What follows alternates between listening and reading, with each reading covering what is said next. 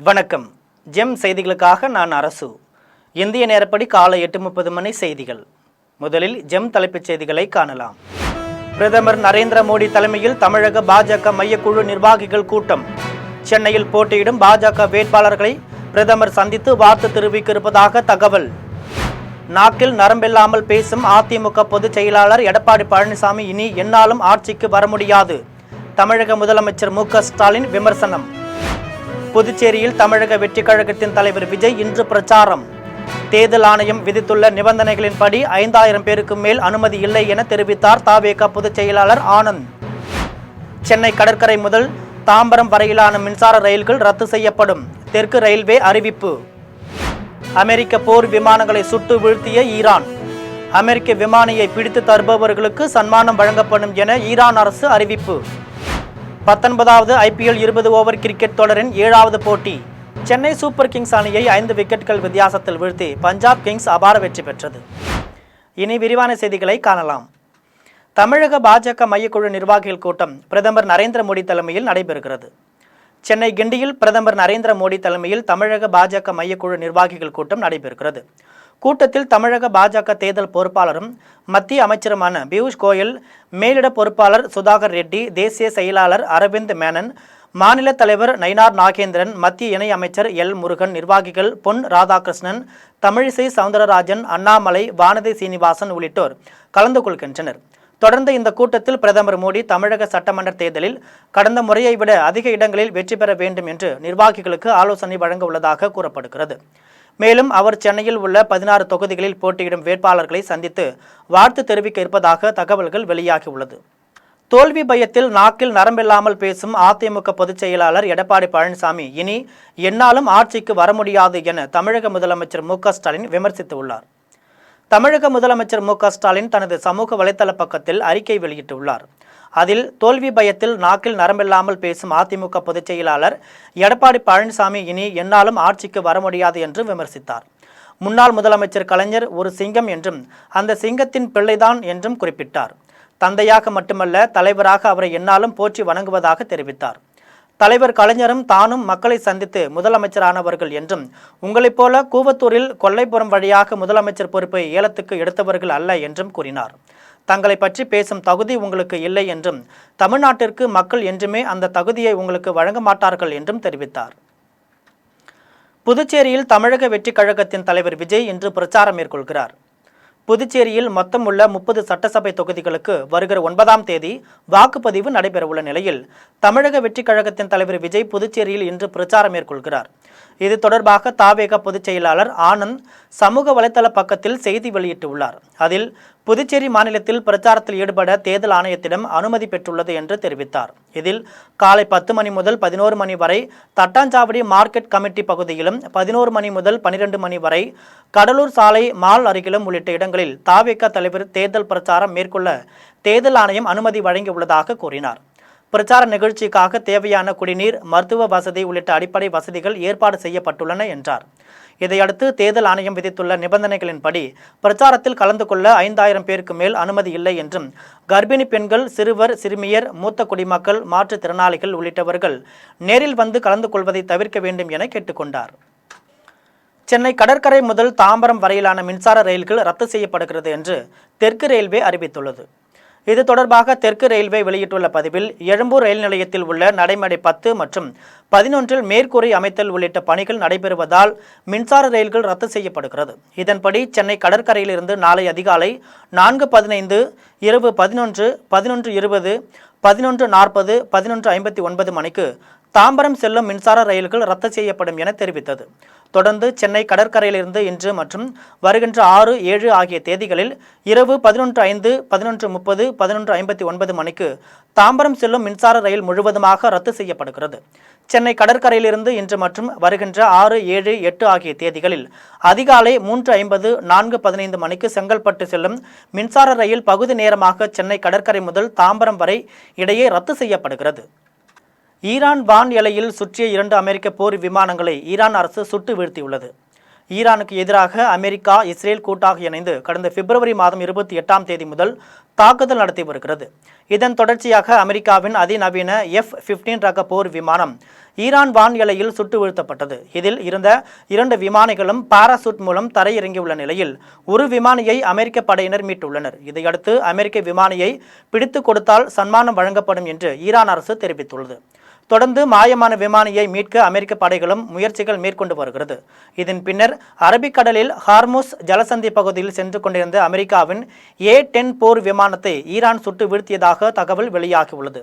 போர் விமானத்தில் பயணித்த விமானியின் நிலை குறித்த விவரம் இதுவரை வெளியாகவில்லை என ஈரான் அரசு கூறியுள்ளது. இதன் காரணமாக மத்திய கிழக்கில் தொடர்ந்து பதற்றம் நிலவுகிறது. சென்னை சூப்பர் கிங்ஸ் அணியை 5 விக்கெட்டுகள் வித்தியாசத்தில் வீழ்த்தி பஞ்சாப் கிங்ஸ் அபார வெற்றி பெற்றது. சென்னை சேப்பாக்கத்தில் 19வது IPL 20 ஓவர் கிரிக்கெட் தொடரின் 7வது போட்டி நடைபெற்றது. போட்டியில் Chennai super Kings, Punjab Kings அணிகள் மோதின. இதில் டாஸ் வென்ற பஞ்சாப் அணி முதலில் பந்து வீச்சை தேர்வு செய்தது. இதன்படி முதலில் பேட்டிங் செய்த சென்னை சூப்பர் கிங்ஸ் அணி 20 ஓவர்கள் முடிவில் 5 விக்கெட்டுகள் இழப்பிற்கு 209 ரன்கள் எடுத்தது.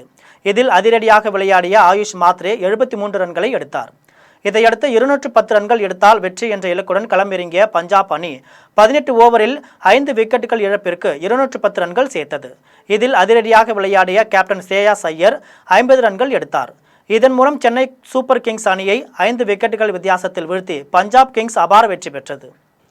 டெல்லி தோற்க வேண்டும், தமிழகம் ஜெயிக்க வேண்டும் என்ற முதலமைச்சரின் தாரக மந்திரத்தை குறிப்பிட்டு செய்யாற்றில் நடைபெற்ற கூட்டத்தில் செய்யாறு தொகுதியில் போட்டியிடும் வேட்பாளர் ஓ ஜோதியை ஆதரித்து அமைச்சர் ஏவா வேலு வாக்கு சேகரித்தார். திருவண்ணாமலை மாவட்டம் செய்யாறு தனியார் திருமண மண்டபத்தில் மதசார்பற்ற முற்போக்கு கூட்டணியின் செய்யாறு சட்டமன்ற தொகுதி திமுக வேட்பாளர் ஓ ஜோதியை ஆதரித்து செயல் வீரர்கள் கூட்டம் நடைபெற்றது. கூட்டத்திற்கு திருவண்ணாமலை வடக்கு மாவட்ட செயலாளர் MS தரணிவேந்தன் தலைமை தாங்கினார். திமுக மற்றும் அதன் கூட்டணி கட்சி நிர்வாகிகள் முன்னிலை வகித்தனர். நகர செயலாளர் விஸ்வநாதன் அனைவரையும் வரவேற்றார். கூட்டத்தில் சிறப்பு விருந்தினராக பொதுப்பணித்துறை அமைச்சர் ஏவா வேலு கலந்து கொண்டு உரையாற்றினார். அப்போது நம்முடைய கூட்டணி மெகா கூட்டணி என்றும் டெல்லி தோற்க வேண்டும், தமிழ்நாடு வெல்ல வேண்டும் என்ற தாரக மந்திரத்தை முதலமைச்சர் மு.க. ஸ்டாலின் குறிப்பிட்டு வருகிறார் என்றும் செய்யாறு சட்டமன்ற தொகுதி வேட்பாளர் ஓ ஜோதியை 50,000 ஓட்டுகள் வித்தியாசத்தில் ஜெயிப்பார் என கூறப்படுகிறது என்றும் பொதுப்பணித்துறை அமைச்சர் ஏவா வேலு தெரிவித்தார். தமிழ்நாட்டிற்கு வழங்க வேண்டிய நிதியை தராமல் துரோகம் செய்து வரும் ஒன்றிய பாஜக அரசுக்கு பாடம் கற்பிக்கும் விதமாக NDA கூட்டணியை தோற்கடிக்க திமுக தலைமையில் மதசார்பற்ற கட்சிகள் ஒரே குடையின் கீழ் நிற்பதாக திமுக MP கனிமொழி சோமு தெரிவித்தார். மதுரையில் தேர்தல் பரப்புரைக்காக சென்றிருந்த திமுக மாநிலங்களவை உறுப்பினர் டாக்டர் கனிமொழி சோமு திமுக தொண்டர்களுக்கான ஜூம் கால் நிகழ்ச்சியில் பங்கேற்றார். அதைத் தொடர்ந்து தனியார் செய்தி நிறுவனத்திற்கு பேட்டியளித்த டாக்டர் கனிமொழி சோமு தமிழ்நாட்டை காக்க அதிமுக தலைமையிலான NDA கூட்டணியை தோற்கடிப்பதே முதற்கட்ட பணி என்றார். இந்த ஜூம் கால் நிகழ்ச்சியின் மூலம் திமுக மற்றும் கூட்டணி கட்சிகளின் தொண்டர்கள் உற்சாகம் அடைந்திருப்பதாக அவர் கூறினார். தேர்தல் ஆதாயத்திற்காக நாடாளுமன்றத்தை கூட்டுவது தேர்தல் விதியை மீறிய செயல் என்று காங்கிரஸ் கண்டனம் தெரிவித்துள்ளது. பெண்களுக்கு ஒதுக்கீடு மற்றும் தொகுதி வரையறை மசோதாக்களை நிறைவேற்ற நாடாளுமன்ற சிறப்பு கூட்டம் கூட்டப்பட இருப்பது தேர்தல் விதியை மீறுவதாகும் என ஜெய்ராம் ரமேஷ் தெரிவித்துள்ளார். நாடாளுமன்றத்தில் பட்ஜெட் கூட்டத்தொடர் 2 அமர்வாக நடைபெற்றது. முதல் அமர்வு ஜனவரி 28ஆம் தேதி தொடங்கி பிப்ரவரி 13ஆம் தேதி வரை நடைபெற்றது. இரண்டாவது அமர்வு மார்ச் 9ஆம் தேதி முதல் இந்த மாதம் 2ஆம் தேதி வரை நடைபெற்றது. இந்த நிலையில் வரும் 16ஆம் தேதி அன்று சிறப்பு கூட்டத்தை கூட்ட ஒன்றிய அரசு முடிவு செய்துள்ளது. இந்த கூட்டத்தில் நாடாளுமன்ற மற்றும் சட்டமன்ற தேர்தல்களில் பெண்கள் போட்டியிடும் எண்ணிக்கையை உயர்த்துவதற்கான ஒதுக்கீடு மற்றும் தொகுதி மறுவரையறை ஆகிய சட்டங்களை நிறைவேற்ற ஒன்றிய அரசு முடிவு செய்துள்ளதாக தகவல் வெளியாகியுள்ளது. இது குறித்து ஒன்றிய அரசு அதிகாரப்பூர்வமாக அறிவிப்பு வெளியிடவில்லை என்றாலும் யூக செய்திகள் பதவி வகிக்கின்றன. இந்த நிலையில் மேற்கு வங்கம் மற்றும் தமிழ்நாடு தேர்தலில் ஆதாயம் தேடுவதற்கான சிறப்பு கூட்டத்திற்கு ஒன்றிய அரசு அழைப்பு விடுத்துள்ளது. இது தேர்தல் விதிமுறையை மீறும் செயல் என்று காங்கிரஸ் தலைவர் ஜெய்ராம் ரமேஷ் விமர்சித்துள்ளார். ஒன்றிய பாஜக அரசு 30 மாதங்களாக தூங்கிவிட்டு தற்பொழுது பெண்களுக்கான இடஒதுக்கீடு மசோதாவை தாக்கல் செய்து தேர்தல் சீசனில் இரட்டை ஆதாயம் பெற முயற்சிப்பதாக அவர் குற்றம் சாட்டியுள்ளார். காஞ்சிபுரம் மாவட்டம் ஆட்சியர் அலுவலகத்தில் ஆட்சியர் சினேகா தேர்தல் விழிப்புணர்வு ஏற்படுத்தும் வகையில் ராட்சத பலூன் பறக்கவிட்டு விழிப்புணர்வு குறும்படங்கள் ஒளிபரப்பும் மின்னணு வாகனத்தையும் தொடங்கி வைத்தார். காஞ்சிபுரம் மாவட்டத்தில் அனைவரும் வாக்களிக்க விழிப்புணர்வு ஏற்படுத்தும் வகையில் தேர்தல் உறுதிமொழி ஏற்பு, பேரணி, கோலப் போட்டிகள் ஆகிய நிகழ்ச்சிகள் நடத்தப்பட்டு வருகின்றன. அதனைத் தொடர்ந்து தேர்தல் விழிப்புணர்வு வாசகங்கள் பொறிக்கப்பட்ட ராட்சத பலூன்களை பறக்கவிட்டனர். மாநகராட்சி சார்பில் ஒலிபெருக்கி மூலம் விழிப்புணர்வு ஏற்படுத்த மின்கல வாகனத்தையும் விழிப்புணர்வு குறும்படங்கள் ஒளிபரப்பும் மின்னணு வாகனத்தையும் தொடங்கி வைத்து பார்வையிட்டனர். தேர்தல் பொது பார்வையாளர்கள் அபய் சிங், விஷால் சாகர், பிரதாப் சந்திரஹோதா, ரமேஷ்குமார் சர்மா, காவல் பார்வையாளர் சந்தனா தீப்தி, செலவின பார்வையாளர் ராஜேஷ்குமார் சாகு ஆகியோர் முன்னிலையில் மாவட்ட ஆட்சியர் ஸ்னேகா தொடங்கி வைத்தார்.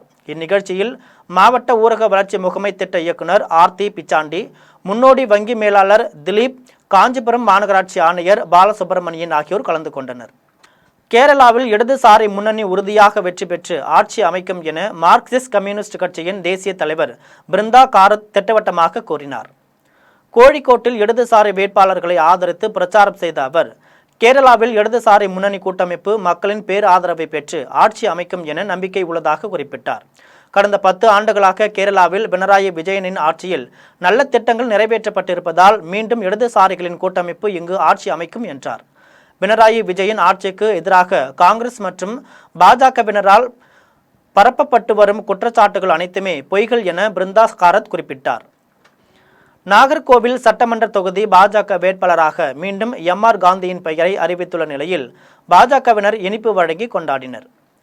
தமிழ்நாடு சட்டமன்ற தேர்தலில் அதிமுகவுடன் கூட்டணி அமைத்து பாஜக 27 தொகுதிகளில் போட்டியிடுகிறது. அதற்கான வேட்பாளர் பட்டியலை நேற்று வெளியிட்டது. அதில் நாகர்கோவில் தொகுதியில் இப்போதைய சட்டமன்ற உறுப்பினரான பாஜக மூத்த தலைவர் எம்.ஆர். காந்தியை போட்டியிடுவார் என தெரிவிக்கப்பட்டுள்ளது. இதைத் தொடர்ந்து எம்.ஆர். காந்தி வீட்டிற்கு சென்ற பாஜக நிர்வாகிகள் அவருக்கு இனிப்பு வழங்கியும் சால்வை அணிவித்தும் மகிழ்ச்சியை வெளிப்படுத்தினர். அதன்பின் செய்தியாளர்களிடம் பேசிய எம்.ஆர். காந்தி, கன்னியாகுமரி மாவட்டத்தில் இளைஞர்கள் வேலைவாய்ப்பு பெறும் வகையில் தகவல் தொழில்நுட்ப பூங்கா கொண்டு வரப்பட போவதாக தெரிவித்தார்.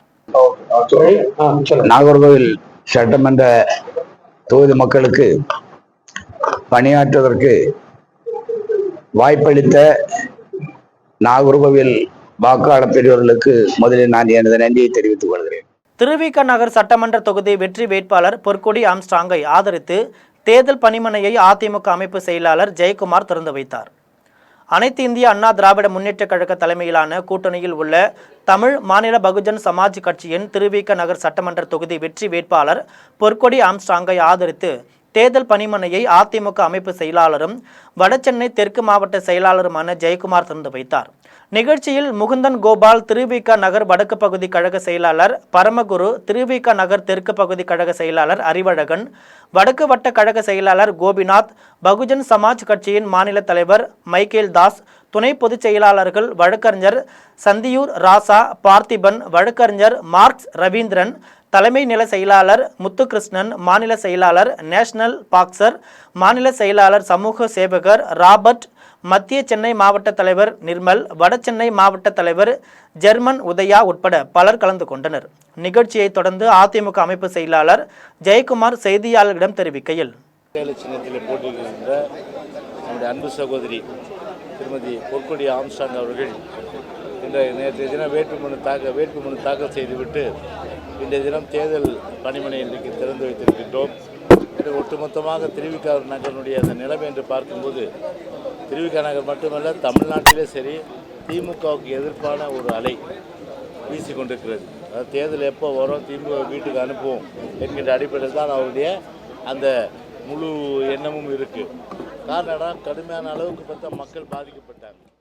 சட்டமன்ற தேர்தலில் வேகத்தை அதிகப்படுத்தி வெற்றி இலக்கை அடைய வேண்டும் என அதிமுகவை சேர்ந்த முன்னாள் அமைச்சர் செம்மலை தெரிவித்துள்ளார். சேலம் மாவட்டம் வீரபாண்டி சட்டமன்ற தொகுதி தேசிய ஜனநாயக கூட்டணியின் தலைமை தேர்தல் அலுவலகம் திறப்பு விழா கொண்டாலம்பட்டி அருகில் நடைபெற்றது.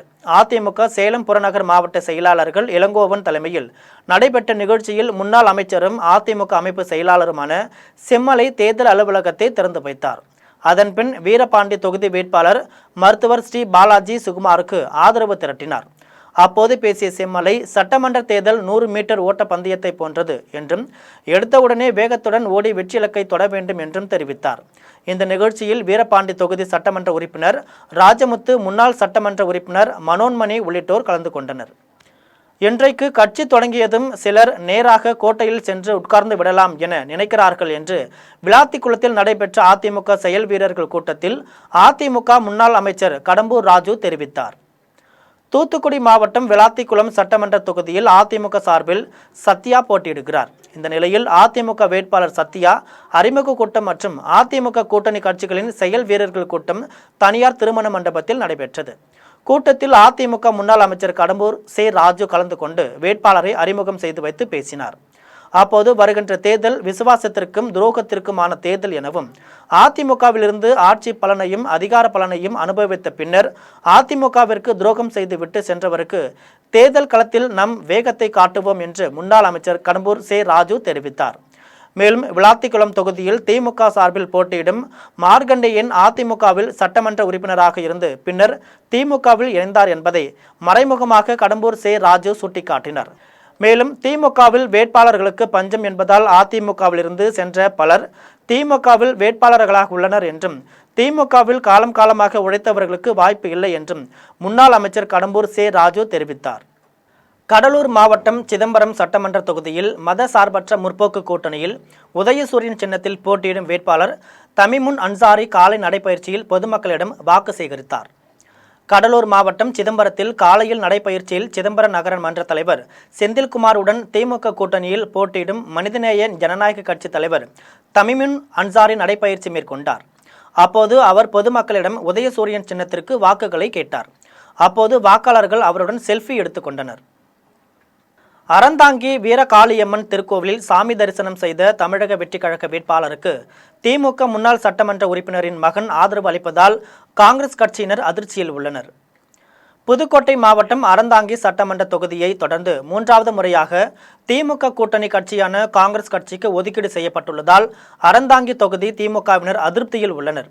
இந்த நிலையில் முன்னாள் திமுக சட்டமன்ற உறுப்பினர் உதயம் சண்முகத்தின் மகனும் முன்னாள் திமுக கவுன்சிலருமான சிவசங்கர் என்பவர் தமிழக வெற்றிக் கழகம் சார்பில் போட்டியிடும் வேட்பாளர் முகமது பர்வேஸை ஆதரித்து தீவிர வாக்கு சேகரிப்பில் ஈடுபட்டார்.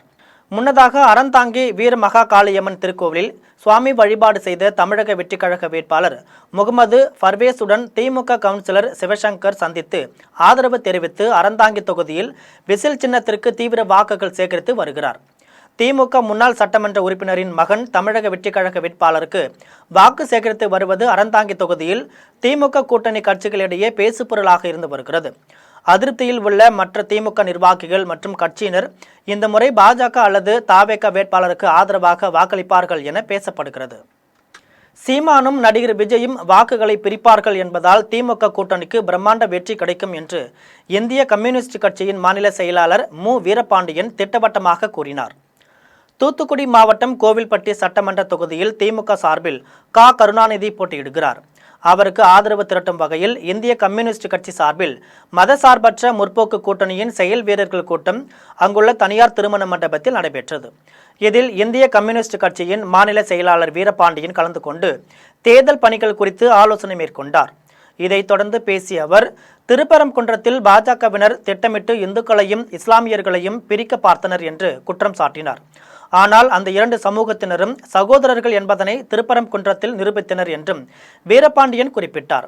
இந்த தேர்தலில் பாஜக இல்லாமல் அதிமுக தனித்து நின்றிருந்தால் கடுமையான போட்டி இருந்திருக்கும் என தெரிவித்த அவர், பாஜகவை அதிமுக அழைத்து வருவதால் திமுக தலைமையிலான கூட்டணிக்கு வெற்றி சுலபமாகிவிட்டதாக கூறினார். நடிகர் விஜயும் சீமானும் வாக்குகளை பிரிப்பதால் திமுக கூட்டணி பிரம்மாண்ட வெற்றியை பெறும் என்று வீரபாண்டியன் உறுதிபட தெரிவித்தார்.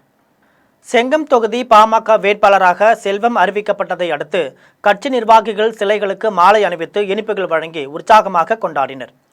திருவண்ணாமலை மாவட்டம் செங்கம் தொகுதி பாமக வேட்பாளராக செல்வம் அறிவிக்கப்பட்டுள்ளார்.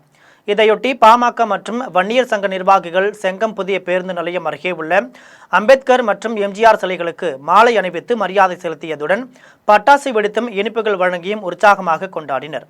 இந்த நிகழ்வில் திரளான பொதுமக்களும் பங்கேற்ற நிலையில் விரைவில் தொகுதி முழுவதும் தீவிர வாக்கு சேகரிப்பில் ஈடுபட உள்ளதாக நிர்வாகிகள் தெரிவித்துள்ளனர். ராமநாதபுரம் சட்டமன்ற தொகுதியில் யார் வெற்றி பெறுகிறார்களோ அவர்களே தமிழகத்தில் ஆட்சியை கைப்பற்ற முடியும் என்றும் அதிமுக கூட்டணி வெற்றி பெற்று ஆட்சி அமைக்கும் என்றும் ராமநாதபுரம் தொகுதி பாஜக வேட்பாளர் GPS கே நாகேந்திரன் தெரிவித்தார். ராமநாதபுரம் சட்டப்பேரவை தொகுதியில் போட்டியிடுவதற்கு BSc MBA படித்துள்ள பட்டதாரி பாஜக வேட்பாளராக GPS கே நாகேந்திரன் அறிவிக்கப்பட்டுள்ளார். இந்த நிலையில் ராமநாதபுரம் அடுத்த ரெகுநாதபுரத்தை சேர்ந்த இவர் சென்னை KK நகரில் வசித்து வருகிறார். மேலும் தென் மாநில அளவில் மடிக்கணினி விற்பனை தொழில் செய்து வருவதுடன் பாஜகவில் 20 ஆண்டுகளாக உறுப்பினராகவும் பாஜக மாநில செயற்குழு உறுப்பினராகவும் முதுகுளத்தூர் தொகுதி பொறுப்பாளராகவும் பணியாற்றி வருகிறார். ராமநாதபுரம் தொகுதியில் முதல் முறையாக ஜிபிஎஸ் நாகேந்திரன் போட்டியிடுகிறார். இவருக்கு ராமநாதபுரம் மாவட்ட பாஜக சார்பில் உத்தரகோசமங்கை மற்றும் பாஜக அலுவலகம், ராமநாதபுரம் ஸ்ரீ வடிவீடு முருகன் ஆலயம் ஆகிய பகுதிகளில் பட்டாசுகள் வெடித்து மேலதாளங்களுடன் சிறப்பாக வரவேற்பு அளிக்கப்பட்டது.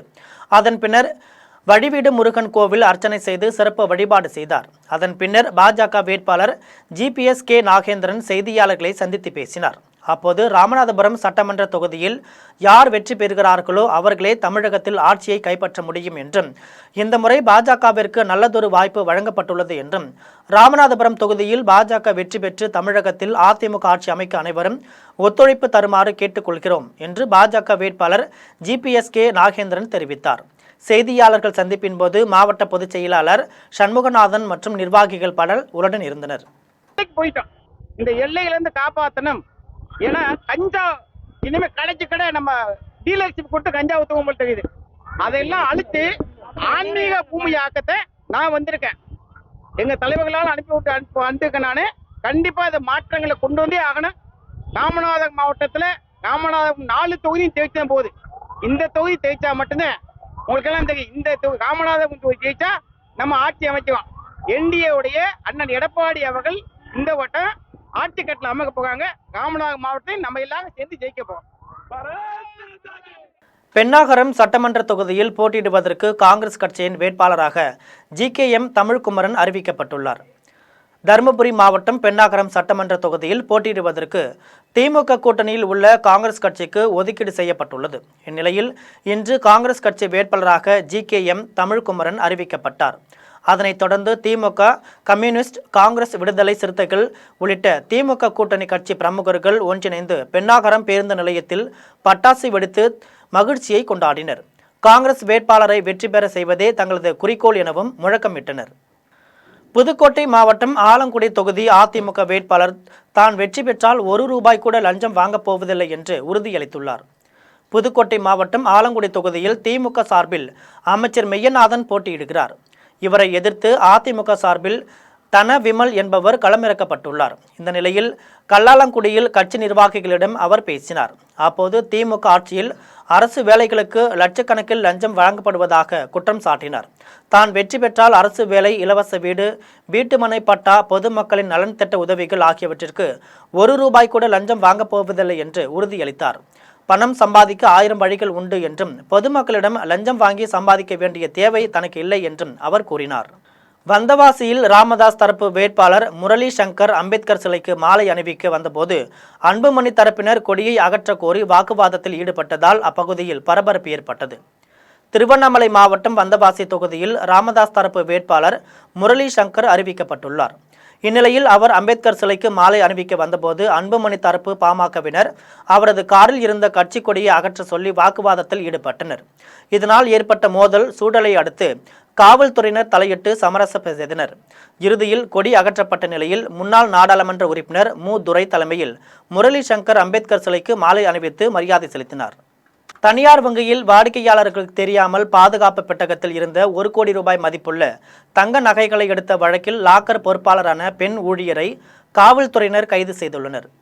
சென்னையில் தனியார் வங்கி கிளை மேலாளர் அகமது காதிரி கடந்த ஆண்டு டிசம்பர் 5ஆம் நாள் வங்கி பணியில் இருந்தபோது வங்கியில் உள்ள இருக்கையில் கீழே விழுந்திருந்த சிறிய மணி பர்ஸை பார்த்தபோது அதில் ₹1,34,00,000 மதிப்புள்ள 1 கிலோ தங்க நகைகள் இருந்ததாக தெரிவித்துள்ளனர். தங்கள் வங்கியில் இருந்த கண்காணிப்பு கேமராவை பதிவை ஆய்வு செய்த போது அந்த நகைகளை பர்தா அணிந்த பெண் தவறிவிட்டு சென்றிருக்கலாம் என எண்ணி தாங்கள் காத்திருந்ததாக தெரிவித்துள்ளார். 5 நாட்கள் ஆகியும் நகைகளை தேடி யாரும் வரவில்லை என்பதால் இந்த நகைக்கு உரியவரை கண்டுபிடிக்க வேண்டிய வங்கி மேலாளர் காவல்துறையில் புகார் அளித்துள்ளார்.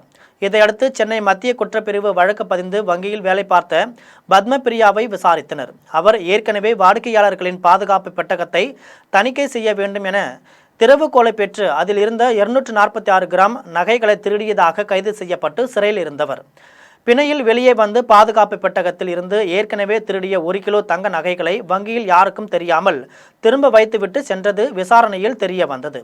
இதையடுத்து தலைமறைவாக இருந்த பத்மபிரியாவை காவல்துறையினர் கைது செய்து எழும்பூர் நீதிமன்றத்தில் நிறுத்தி புழல் சிறையில் அடைத்தனர். பேராவூரணியில் வட்டார மருத்துவ சங்க நிர்வாகிகள் மற்றும் உறுப்பினர்கள் பேராவூரணி சட்டமன்ற தொகுதியில் போட்டியிடும் திமுக வேட்பாளர் அசோக்குமாரை நேரில் சந்தித்து வாழ்த்துக்களை தெரிவித்தனர். தஞ்சாவூர் மாவட்டம் பேராவூரணியில் வட்டார மருத்துவ சங்க நிர்வாகிகள் மற்றும் உறுப்பினர்கள் பேராவூரணி சட்டமன்ற தொகுதியில் போட்டியிடும் திமுக வேட்பாளர் அசோக்குமாரை நேரில் சந்தித்தனர். இதன் பின்னர் வேட்பாளருக்கு பொன்னாடை அணிவித்து வெற்றி பெற வாழ்த்துக்களை தெரிவித்தனர். தொடர்ந்து திமுக வேட்பாளர் அசோக்குமார் மருத்துவ சங்க நிர்வாகிகளுக்கு பொன்னாடை அணிவித்து தனது நன்றியை தெரிவித்தார். மீண்டும் ஜெம் தலைப்புச் செய்திகள். பிரதமர் நரேந்திர மோடி தலைமையில் தமிழக பாஜக மையக்குழு நிர்வாகிகள் கூட்டம். சென்னையில் போட்டியிடும் பாஜக வேட்பாளர்களை பிரதமர் சந்தித்து வாழ்த்து தெரிவிக்க இருப்பதாக தகவல். நாக்கில் நரம்பில்லாமல் பேசும் அதிமுக பொதுச் செயலாளர் எடப்பாடி பழனிசாமி இனி எந்நாளும் ஆட்சிக்கு வர முடியாது. தமிழக முதலமைச்சர் மு.க.ஸ்டாலின் விமர்சனம். புதுச்சேரியில் தமிழக வெற்றிக் கழகத்தின் தலைவர் விஜய் இன்று பிரச்சாரம். தேர்தல் ஆணையம் விதித்துள்ள நிபந்தனைகளின்படி 5000 பேருக்கு மேல் அனுமதி இல்லை என தெரிவித்தார் தவேக பொதுச் செயலாளர் ஆனந்த். சென்னை கடற்கரை முதல் தாம்பரம் வரையிலான மின்சார ரயில்கள் ரத்து செய்யப்படும். தெற்கு ரயில்வே அறிவிப்பு. அமெரிக்க போர் விமானங்களை சுட்டு வீழ்த்திய ஈரான். அமெரிக்க விமானியை பிடித்து தருபவர்களுக்கு சன்மானம் வழங்கப்படும் என ஈரான் அரசு அறிவிப்பு. 19வது IPL 20 ஓவர் கிரிக்கெட் தொடரின் 7வது போட்டி. சென்னை சூப்பர் கிங்ஸ் அணியை 5 விக்கெட்டுகள் வித்தியாசத்தில் வீழ்த்தி பஞ்சாப் கிங்ஸ் அபார வெற்றி பெற்றது. இத்துடன் ஜெம் செய்திகள் நிறைவடைகின்றன. மீண்டும் ஜெம் செய்திகள் மதியம் 1:30 மணிக்கு. உடனுக்குடன் செய்திகளை காண GemLive.tv என்ற இணையதளத்தில் இணைந்திருங்கள். நன்றி, வணக்கம்.